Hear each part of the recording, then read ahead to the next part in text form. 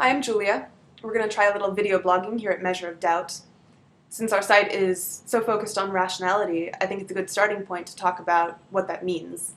In my experience, rationality is one of those words that's frequently misunderstood, or at least understood differently by different people, and comes with a lot of baggage. So I'll tell you what I usually mean when I talk about rationality. There's two senses in which I generally use the word. One of them is sometimes called epistemic rationality, and that's basically the art of achieving accurate beliefs about the world. So that involves learning to recognize errors in logic and correct for them, learning to recognize cognitive biases and compensate for them. But more fundamentally, it's really about asking yourself, why do I believe X? And is that a good reason for believing it? Because all of us have beliefs which we take for granted, and yet that we never had any really good evidence for believing in the first place. So believing something because your parents believed it, and you just adopted their belief quite naturally as a child and then never re-examined it. Or believing something is true because you like the sound of it, or because you don't like the idea of the consequences that it would imply if it weren't true. Or disbelieving a claim because you don't like the people who you associate with that claim. For example, disbelieving the claim that animals suffer in factory farms because you associate that with hippies and you think hippies are gross and self-righteous, for example. Those are all very common reasons why people do believe things, but not actually good evidence for those things being true. So epistemic rationality, a big part of epistemic rationality is about recognizing, how did I come to believe this thing, and is that good evidence for its veracity? So then the second sense in which I use the word rationality is something called instrumental rationality, which is less about how you decide what to believe and more about how you behave. So instrumental rationality is acting in accordance with your goals, whatever those are. And when I say your goals, I don't mean necessarily just self-interested, selfish goals. I mean just whatever you care about, whatever you value. There's nothing in this definition that tells you what you should care about or what you should value, just how you should behave if you want to optimize what you do care about. So people behaving self-destructively or counterproductively, or neglecting to do the things that they know would actually help them towards their goal, that would be the lack of instrumental rationality.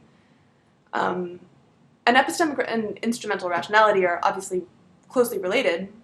It helps to have accurate beliefs about the world in order to achieve whatever your goals are, but they don't always go hand in hand. There are plenty of people who are very good at epistemic rationality, so they're good at figuring out what the most effective way of achieving their goal would be, but then they don't actually do that. So, for example, you might know that the most effective way to change someone's mind would be to talk calmly with them, but you end up yelling at them anyway. So that would be an example of epistemic rationality not translating into instrumental rationality. And there are also occasional cases in which knowing the truth about the world actually does make you worse off. A simple case might be deluding yourself into believing you're more attractive than you actually are. Might be epistemically irrational, but instrumentally rational in the sense of making you more confident, for example, and therefore more successful at whatever else you try to do. So there's also beliefs which make people happy even though they aren't true. So you could maybe argue that those are cases of epistemic and instrumental rationality being at odds. But I suspect that those cases are quite rare. It's usually better for you, whatever your goals are, to have an accurate view of the world. And even in those individual cases where you'd be better off being deluded, it's hard to know ahead of time what those cases are. And it's really hard to be selectively irrational in the right way. It's a very complicated, sophisticated kind of doublethink that you have to perform on yourself. And I think in practice, irrationality ends up spilling over from those particular domains into other domains in which it actually does hurt you. So that's epistemic and instrumental rationality. And there's a couple other ways in which other people use the word rational that I don't tend to. For example, rational is sometimes used to mean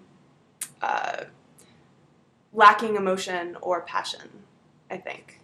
So I met a girl recently who told me that she's trying to become less rational, and after we talked about it a little bit more, it came out that what she meant by that was she wanted to take more pleasure from life and learn how to live in the moment and appreciate what she's doing more, which doesn't have that much to do with epistemic rationality. And as far as instrumental rationality is concerned, that actually seems very instrumentally rational to me, because being happy and taking pleasure from life is typically a goal that most people have. So I've always thought that's a strange way to use the word rationality, but it's very common. And finally, you'll sometimes hear people talk about a rational explanation for something, like, there must be a rational explanation for this, or there's no rational explanation, no rational way to explain this. And so as far as I can tell, the phrase a rational explanation used like that just means an explanation. Because I have a hard time understanding what it would mean to have a true explanation for some phenomenon that wasn't rational. So I suspect people haven't really thought too hard about that one. So anyway, as you can see, there's a bunch of different ways that people understand the word rational, and because it's so loaded and so ambiguous, I find that it's really important to specify how you're using the word when you're talking about rationality, especially in the context of saying that someone should be rational, or that we should get people to be more rational, arguing for the benefits of rationality. If you don't specify what you mean when you're using the word, confusion usually ensues.